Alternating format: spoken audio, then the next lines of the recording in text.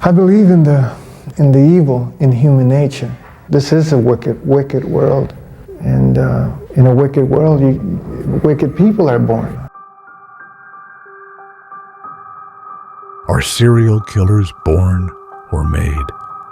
Serial killers have been the subject of fascination and terror for decades. The thought that someone could commit multiple murders, often in a gruesome manner and seemingly without remorse, is both chilling and intriguing.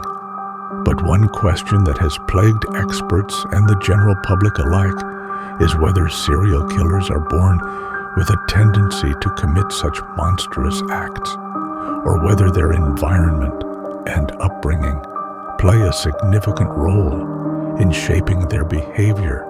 My mother was a sick, angry, hungry, and very sad woman. I hated her, but I wanted to love my mother.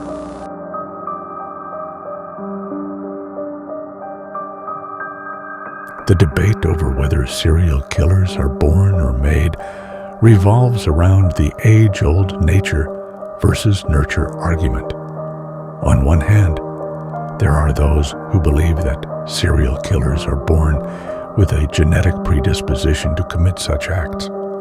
They argue that certain biological factors such as brain abnormalities, hormonal imbalances, and genetic mutations can contribute to an individual's violent tendencies.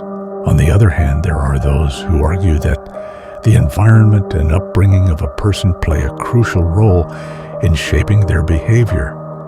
They believe that factors such as childhood trauma, abuse, neglect, and exposure to violence can all contribute to the development of a serial killer.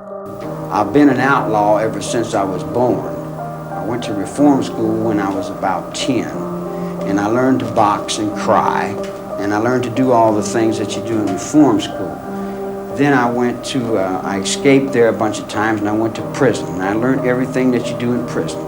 And I talked to all the guys and asked them everything they knew, and they told me all the things they knew. And then I went to the end of it, and then the old man would be ready to die, and he'd say, "Well, son, sincerity is the best gimmick, remember that." And I said, "All right, be sincere, that'll win it." He said, "That's it. Sincerity and honesty," he said, "will do it. It'll trick them every time." I said, "Well, sincere and honesty, I never tried that."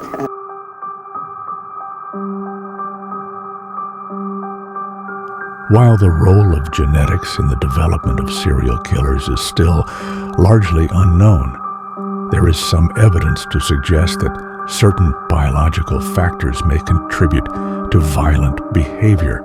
For example, studies have found that some serial killers have abnormalities in the prefrontal cortex, the part of the brain responsible for decision-making, impulse control, and empathy.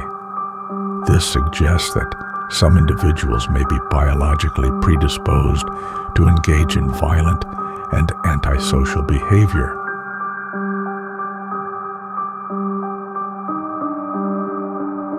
While genetics may play a role in the development of serial killers, the overwhelming evidence suggests that the environment and upbringing of a person are much more significant factors. Research has found that a vast majority of serial killers have experienced some form of childhood trauma, abuse, or neglect. Many have also been exposed to violence at a young age, either through witnessing it or being a victim of it themselves. What I'm saying, to tell you that I'm not blaming pornography and not saying that it caused me to go out and do certain things, that I take full responsibility for whatever I've done and all the things that I've done. That's not the question here. The question and the issue is how this kind of literature contributed and helped mold and shape the kinds of violent behavior. It fueled your fantasies, didn't it? Well, in the beginning it fuels this kind of thought process. Then at a certain time it's instrumental in what I would say crystallizing it, making it into something which is almost like a separate entity inside. While the nature versus nurture debate may seem like an opinion, the reality is that both factors likely interact in complex ways to shape the behavior of a serial killer.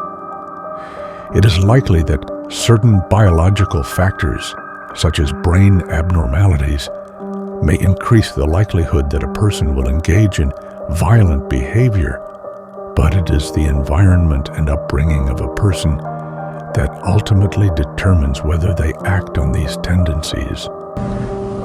The two of you never really communicated all that much, did you, father and son?